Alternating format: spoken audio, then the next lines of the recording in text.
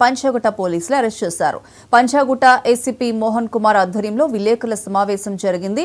ఆంధ్రప్రదేశ్ తిరుపతికి చెందిన 35 ఏళ్ల మరిసర్ల బాలాజీ నాయుడు ఆంధ్రప్రదేశ్, తెలంగాణ, బెంగళూరులో మోసాలకు పాల్పడినట్లు ఏసీపీ మోహన్ చెప్పారు.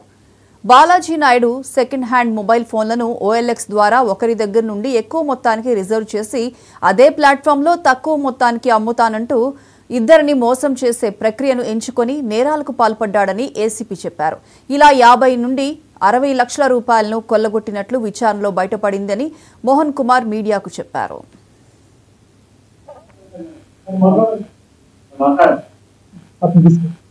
ఇప్పటి వరకు నమోదైనటువంటి సుమారు 138 కంప్లైంట్లు ఉన్నాయన్నమాట.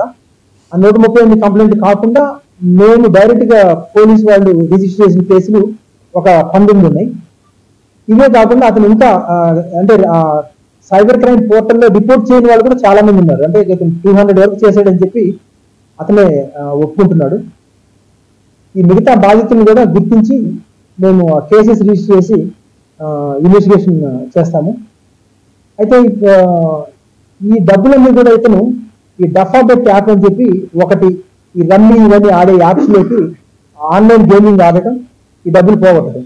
ఒక్కొక్కసారి కొన్ని సందర్భాల్లో ఇతను డైరెక్ట్ గా ఈ బాధితుల నుంచి ఆ డఫాబెట్ యాప్కే డబ్బులు QR కోడ్ ద్వారా పంపించడం జరుగుతుంది అనమాట.